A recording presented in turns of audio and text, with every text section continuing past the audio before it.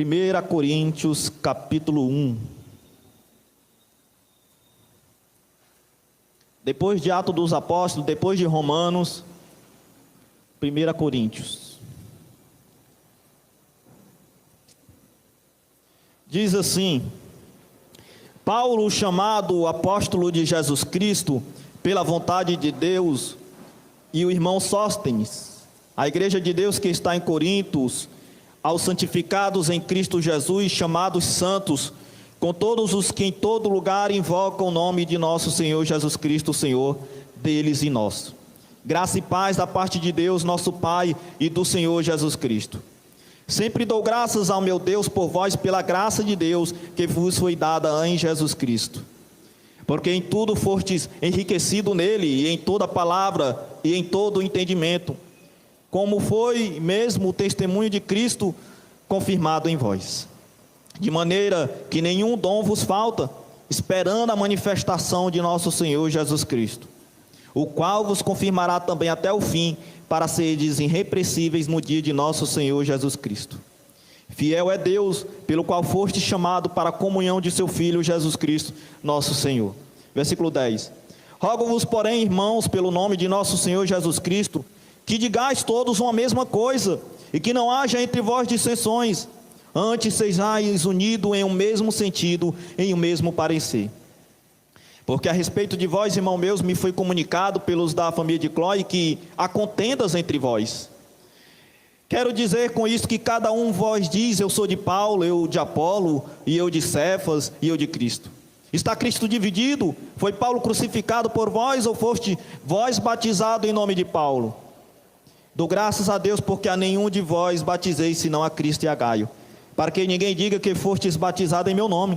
E batizei também a família de Estéfanas, além a estes, não sei se batizei algum outro. Porque Cristo enviou-me, não para batizar, mas para evangelizar, não em sabedoria de palavras, para que a cruz de Cristo não se faça vã. Porque a palavra da cruz é loucura para os que perecem, mas para nós que somos salvos é o poder de Deus. Porque está escrito: destruirei a sabedoria dos sábios e aniquilarei a inteligência dos inteligentes. Onde está o sábio, onde está o escriba, onde está o inquiridor deste século? Porventura não tornou Deus louca a sabedoria deste mundo? Visto como na sabedoria de Deus, o mundo não conheceu a Deus pela sua sabedoria, aprove a Deus salvar os crentes pela loucura da pregação. E o versículo 22, porque os judeus pedem sinal e os gregos buscam sabedoria, mas nós pregamos a Cristo crucificado, que é escândalo para os judeus e loucura para os gregos. Mas para os que são chamados, tanto judeus como grego, lhe pregamos a Cristo, poder de Deus e sabedoria de Deus. Porque a loucura de Deus é mais sábia do que a dos homens, e a fraqueza de Deus é mais forte do que os homens. Porque vede, irmãos, a vossa vocação, que não são muitos sábios segundo a carne, nem muitos os poderosos, nem muitos nobres que são chamados. Mas Deus escolheu as coisas loucas deste mundo para confundir as sábias. E Deus escolheu as coisas fracas deste mundo para confundir as fortes. E Deus ainda escolheu as coisas vil deste mundo, e as desprezíveis, e as que não são, para aniquilar as que são, para que nenhuma carne se glorie perante Ele. Mas vós sois dele em Jesus Cristo, o qual para nós foi feito por Deus sabedoria e justiça e santificação e redenção. Para que, como está escrito, aquele que se glorie no Senhor. Amém? Irmão, essa pregação expositiva a respeito de 1 Coríntios, nós vamos ler esta primeira carta de Paulo aos irmãos de Corinto. E esta carta, de acordo com os estudiosos, ela foi escrita por volta do ano 54 depois de Cristo, quando Paulo ainda estava na cidade de Éfeso. E ele direciona esta carta aos irmãos de Corinto. Então, meus irmãos, nós entendemos que o real propósito de Paulo nesta carta era trazer algumas recomendações àquela igreja de Corinto. Essa epístola de Paulo, ele vai tratar, meus irmãos, sobre as divisões e sobre os partidos que estavam tendo dentro da igreja. Porque, meus irmãos, os irmãos de Corinto, eles estavam tendo divisões dentro da igreja. E Paulo foi direcionado por Deus para levar essa carta à igreja de Corinto. E aqueles irmãos de Corinto, eles foram duramente repreendidos por Paulo pelos seus desvios de comportamento. Aqueles irmãos estavam desviando os seus comportamentos diante de Deus, e Paulo teve que ali abrir os olhos dele para eles voltarem às primeiras obras. E aqui no versículo 1, meus irmãos, Paulo ele vem trazendo a sua saudação. Como nós sabemos que Paulo saudava sempre os irmãos em Cristo Jesus, logo no começo do capítulo. E neste capítulo 1 de Coríntios, Paulo ele começará saudando a igreja em amor e de uma forma paternal. Ele expressará a sua imensa alegria por ver a fé dos irmãos confirmada com o passar do tempo. E ele também abordará um problema identificado, ou seja, a divisão que estava acontecendo na igreja de Corinto. Aquela comunidade de Corinto, irmão, embora ela possuísse muitos dons do Espírito, ela tornava-se uma igreja medíocre e extremamente soberba. Ela estava se tornando uma igreja extremamente soberba. Os seus talentos, ao invés de estarem edificando a igreja, edificando os irmãos, eles começaram a serem motivos de divisão e até passarem a dar a preferência por ministros. E por isso que Paulo diz mais na frente, ele vai dizer, uns dizendo eu sou de Paulo, ou eu sou de Apolo, eu sou de Pedro, ou ainda eu sou de Cristo. Então Paulo, ele repreenderá aqueles irmãos firmemente dizendo que o mais importante é a mensagem contida na cruz. Independente de quem pregue, Jesus Cristo é o Senhor da igreja e nós somos somente os servos. Então Deus escolheu os rejeitados, os fracos, os vis, os insignificantes para o mundo. E é exatamente isso, Deus quer revelar sua grande obra através dessa pequenez. Então os membros da igreja primitiva que viviam em Corinto, eles lidavam com muitos problemas atuais. E esses mesmos problemas que eles enfrentavam, são também problemas da nossa mesma época. Porque havia naquele momento a falta de união, ensinamentos mentirosos, imoralidade e com consequência a apostasia daquela época e como também há nos dias de hoje. E Paulo no versículo 1 ele vem dizendo, Paulo chamado apóstolo de Jesus Cristo pela vontade de Deus e o irmão Sóstenes. Em geral, meus irmãos, Paulo ele fazia uso da designação apóstolo, que ele era apóstolo, chamado por Jesus Cristo, meus irmãos, em duas ocasiões, quando a sua autoridade apostólica havia sido questionada ou quando escrevia para corrigir os seus leitores. Quando alguém chegava naqueles irmãos e dizia, Paulo não é nada, Paulo foi um homem qualquer que se autodenominou apóstolo. Por isso que Paulo ele vem dizendo, Paulo chamado apóstolo de Jesus Cristo. Ou seja, Paulo não estava se exaltando, se gloriando, mas ele estava dizendo que ele havia sido chamado por Cristo. E o versículo 2, a igreja de Deus que está em Corinto, para os que são santificados em Cristo Jesus, chamados para serem santos, com todos os que em todo lugar invocam o nome de Jesus Cristo, nosso Senhor, tanto deles como nosso. O apóstolo Paulo, ele acrescentou neste versículo duas qualificações que identificam a igreja em Corinto: santificados em Cristo e chamados para serem santos. Esta, meus irmãos, qualificação é a última palavra que diz aqui no versículo 2, que diz, com todos os que em todo lugar invocam o nome de Jesus Cristo, nosso Senhor, tanto deles como nós. Aqui já está sugerindo o tema da carta. Aqueles que foram separados pertencem ao Senhor e recorrem à autoridade de Jesus. Ou seja, Jesus Cristo é o Senhor em toda parte. E no versículo 3 ele vem dizendo: graça e paz da parte de Deus, nosso Pai, e do Senhor Jesus Cristo. Após a saudação, meus irmãos, de Paulo, o cumprimento padrão de Paulo identificou duas pessoas da Trindade. Aí ele vem dizendo: Deus, o Pai, e o Senhor Jesus Cristo, o Senhor. Ou seja, quando ele diz o Senhor e o nosso Senhor, lembra o nosso Senhor Deus. Aquele mesmo Senhor Deus que é usado no Antigo Testamento. Fazendo assim, meus irmãos, uma evidente declaração acerca da identidade divina de Jesus. Ele aqui declara que Jesus era um ser divino, é um ser divino. E no versículo 4 ele diz: eu sempre dou graças ao meu Deus por vós, pela graça de Deus que vos foi dada em Jesus Cristo. Mais adiante, meus irmãos, Paulo utilizou a palavra graça para se referir inicialmente aos cristãos de Corinto, sendo aceito como inculpáveis na vinda do nosso Senhor. E depois para designar ao dom espiritual dos crentes, o qual confirmava seu relacionamento com Cristo. Então, tal como é devido, o principal motivo da gratidão de Paulo em relação aos crentes de Corinto era o dom da graça de Deus, que Deus lhe dera. E aqui no versículo 5, ele diz: porque em tudo fostes enriquecido nele, em toda palavra e em todo conhecimento. E no versículo 6, vamos até o versículo 8.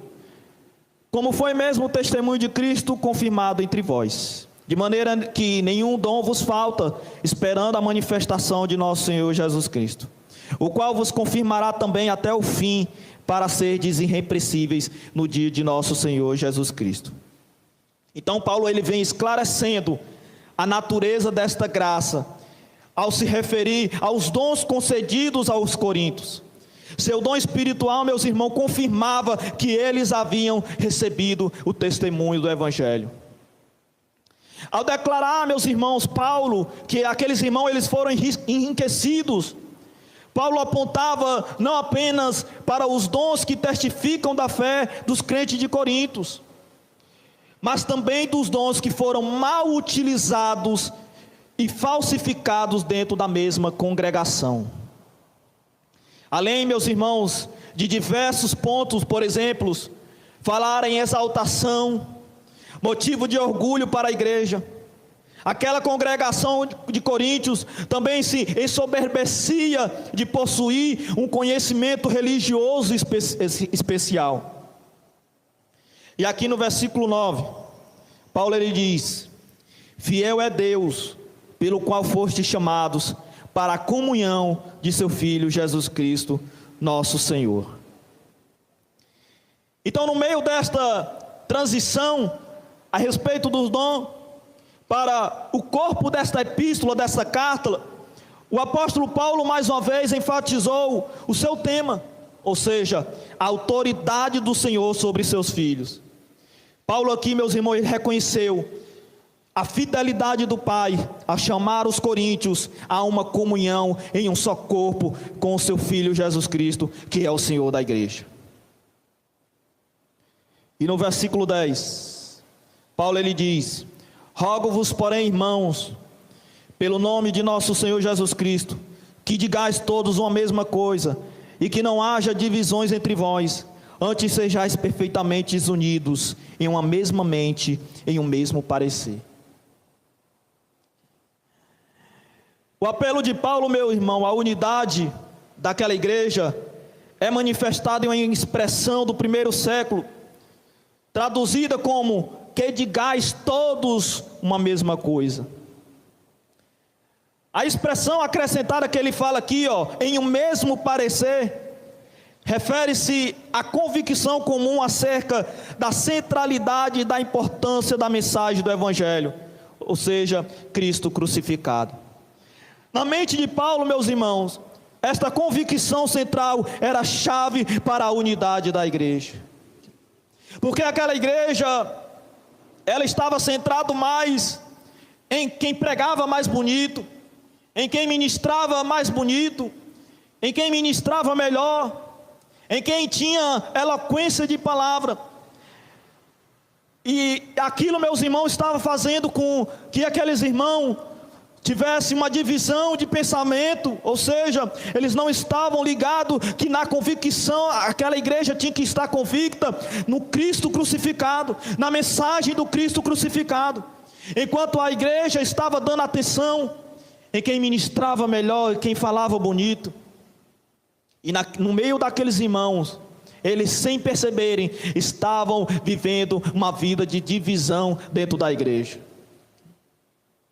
E não é diferente, meus irmãos, dos dias de hoje. Irmãos brigando porque não receberam oportunidade. Irmãos brigando, contendendo, porque não tem uma oportunidade tal de ministrar. Irmãos brigando porque não tem uma oportunidade para fazer algo. E nós entendemos, meus irmãos, que as oportunidades é Deus quem dá a nós. E uma coisa que estava faltando muito na vida daqueles irmãos era a humildade em entender que o centro da mensagem era o Cristo crucificado. Não era de eloquências de palavra, de quem falava mais bonito, quem falava melhor. Não. E isto estava trazendo dissensões na igreja de Corinto. E aqui do versículo 11 ao 12, Paulo diz: porque a respeito de vós, irmãos meus, olha aí, me foi comunicado pelos da família de Cloe, que há contendas entre vós. Quero dizer com isto, que cada um de vós diz: eu sou de Paulo, e eu de Apolo, e eu de Cefas, e eu de Cristo.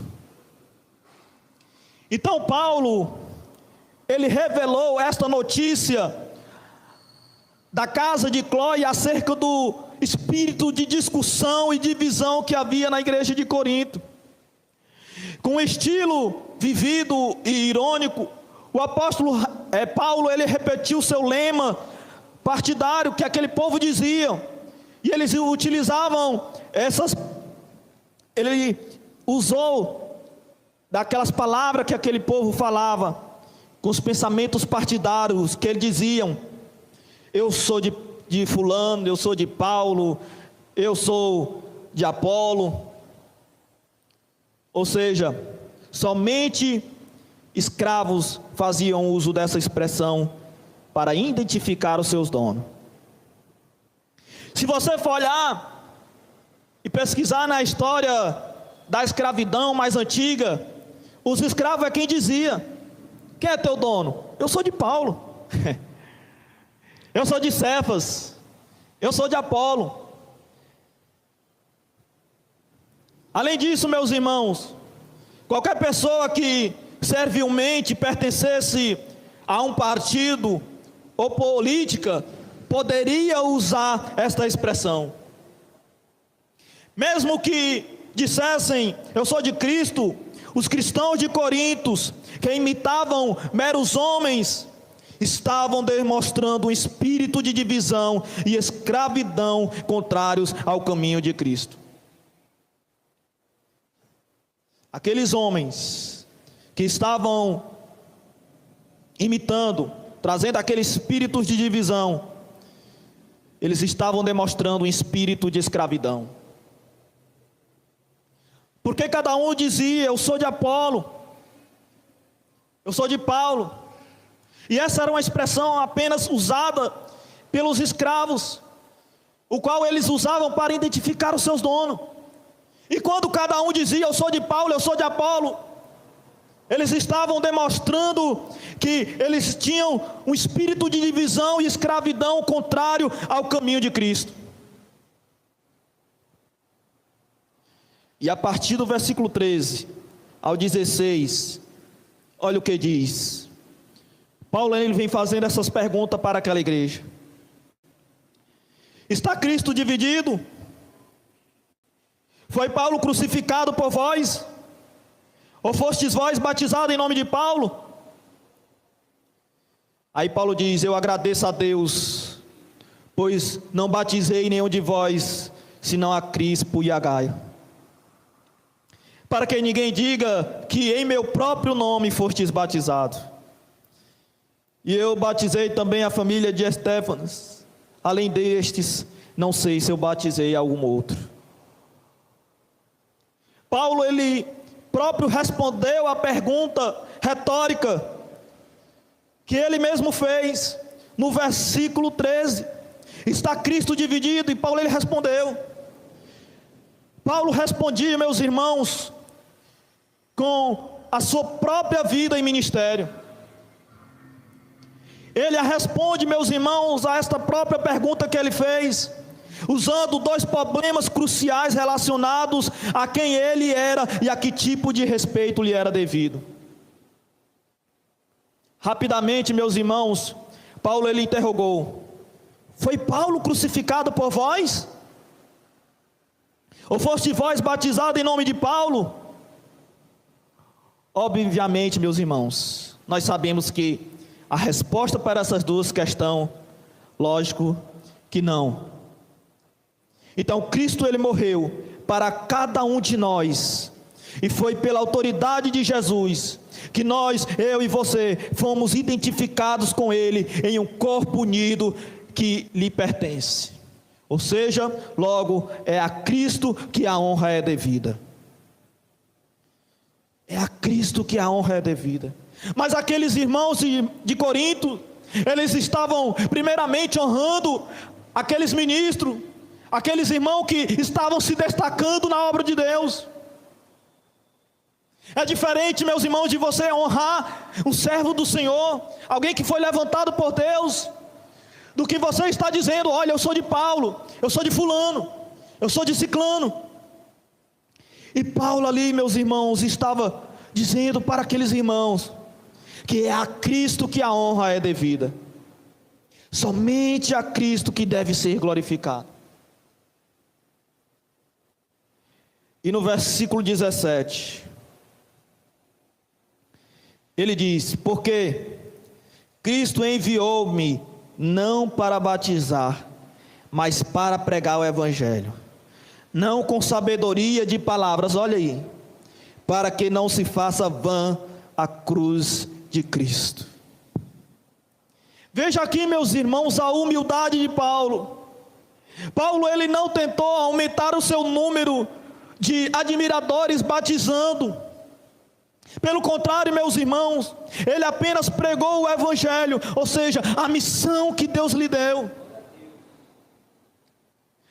Já imaginou, meus irmãos, se Paulo começasse a batizar gente de todo canto, todo mundo ia dizer, continuar dizendo: eu fui batizado por Paulo, eu sou de Paulo. Mas Paulo, a vontade, o querer de Paulo, através do chamado de Jesus para a sua vida, não foi tentar aumentar o número de admiradores batizando as pessoas de todos os lados. Pelo contrário, Paulo apenas pregou o Evangelho. E esse foi o chamado de Paulo para a vida dele: pregar o Evangelho, fazer viagens missionárias.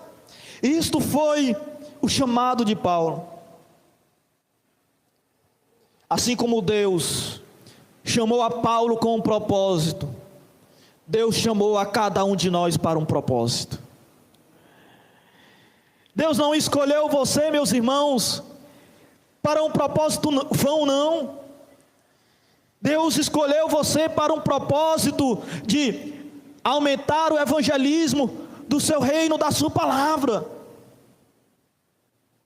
Deus não tirou você do meio das heresias, do meio dos falsos profetas, para que você apenas viesse esquentar o lugar que você está sentado, não. Mas Ele te chamou porque Ele tem um propósito, Ele tem um chamado para a sua vida, meus irmãos. E o propósito, o chamado de Deus para a sua vida, o dom que há em ti, é o dia de você despertar este dom. Irmão, mas eu tenho medo do que o povo vão dizer. Eu tenho medo de levar este evangelho por causa da represa de muitos. prega a palavra de Deus, a tempo e a fora de tempo. Entenda, meus irmãos, que a mensagem da cruz de Cristo, ela jamais deve ser diluída em nosso evangelismo. Jamais, meus irmãos. Porque por meio desta tal mensagem, é que nós estaremos despertando o chamado de Deus na nossa vida. Porque se nós usarmos da forma da sabedoria humana, nós arriscamos a invalidar o poder de Deus. E é o que muitos pregadores, pastores por aí têm feito. Eles estão invalidando o poder da mensagem da cruz, estão invalidando o poder da mensagem do Evangelho, usando, meus irmãos, de uma sabedoria humana, usando da sua sabedoria humana, uma sabedoria que não tem valor algum, quando não é baseada na verdade do Evangelho, usando da sabedoria humana, para dizer que os crentes só serão salvos,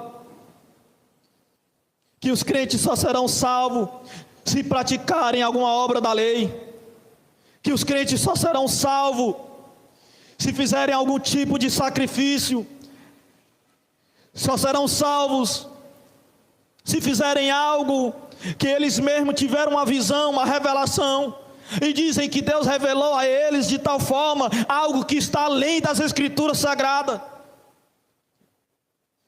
E através dessa sabedoria humana que eles têm usado, eles estão invalidando o poder do Evangelho de Deus. Em 1 Coríntios, o versículo 18 e 19.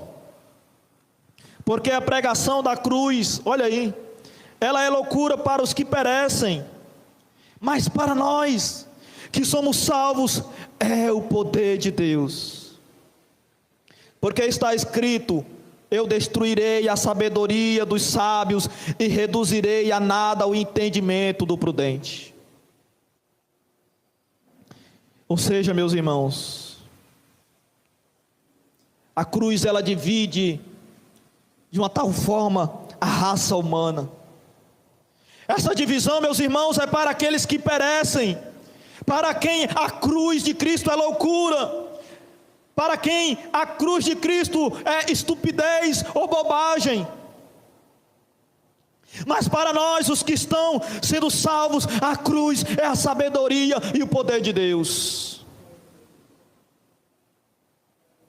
E quando Paulo, meus irmãos, ele usou este versículo 19, ele citou o versículo que está em Isaías capítulo 29, o versículo 14, que diz assim: porque isso uma vez mais deixarei atônito esse povo com maravilha e mais maravilha. A sabedoria dos sábios perecerá, a inteligência dos inteligentes se desvanecerá. Ou seja, esse texto é aonde Deus condena a sabedoria e o conhecimento dos líderes incrédulos de Jerusalém, que se consideravam sábios e cultos. Você tira pelos fariseus, eram homens que se achavam, consideravam sábios e incultos, mas eles não entendiam o que era a misericórdia de Deus, eles não entendiam o que era a misericórdia para com o seu próximo. Aqueles fariseus, aos olhos dos homens, eram homens que tinham sabedorias, homens sábios e cultos, mas perante Deus, a sabedoria daqueles homens não valia de nada. O próprio Cristo, quando veio, chamou várias vezes aqueles fariseus de hipócritas, porque eles usavam da lei, mas não usavam de compaixão e misericórdia para com aqueles que estavam próximos a eles. Ou seja, meus irmãos, e para estes líderes, para estes falsos profetas, O juízo do Senhor, meus irmãos, vai expor todas as pretensões, ou seja, a sabedoria humana não fundamentada em Cristo. Jesus, Ele vai expor diante do Pai todas as pretensões, a sabedoria humana que esses homens usam, não fundamentadas em Cristo, para barganhar do povo, para tirar dinheiro das ovelhas de Cristo. Deus, meus irmãos, Ele vai expor, e além mais, vai trazer a condenação destes homens. E o versículo 20 e 21, ele vem fazendo mais perguntas. Onde está o sábio? Onde está o escriba? Onde está o inquiridor deste mundo? Não tem Deus feito insensata a sabedoria deste mundo? Visto que na sabedoria de Deus, o mundo não conheceu a Deus pela sua sabedoria. Agradou a Deus salvar os que creem pela loucura da pregação. O apóstolo Paulo, ele introduziu a acusação de Deus contra aqueles que se consideravam sábios, assim como muitos se consideram sábios. E a última pergunta desta sequência que Paulo fez: não tem Deus feito insensata a sabedoria deste mundo? Ou seja, mostra a inutilidade da sabedoria humana sem Deus. Mas sabedoria humana sem Deus, ela é sem utilidade. Irmão, mas aquele homem, ele fala bonito, ele usa palavras eloquentes. O homem é um próprio dicionário em pessoa. Mas se ele usa esta sabedoria, a sabedoria que ele tem, a sabedoria que ele conseguiu, sem Deus, uma sabedoria sem o Evangelho, ela se torna inútil. O mundo, meus irmãos, ele enxerga o Evangelho, na sua ênfase na cruz, como loucura. Mas o Senhor decidiu salvar as pessoas com base em sua fé na loucura da pregação anunciada, ou seja, Cristo crucificado. Será que as pessoas vão se render aos pés de Jesus? Será que as pessoas vão, meus irmãos, continuar em este evangelho que estão vivendo por aí afora?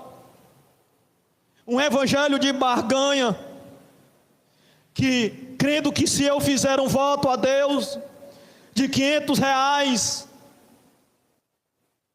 eu vou ser fiel até a morte. Se Deus receber meu voto de R$500, meu filho ficar curado, vou ser fiel até a morte.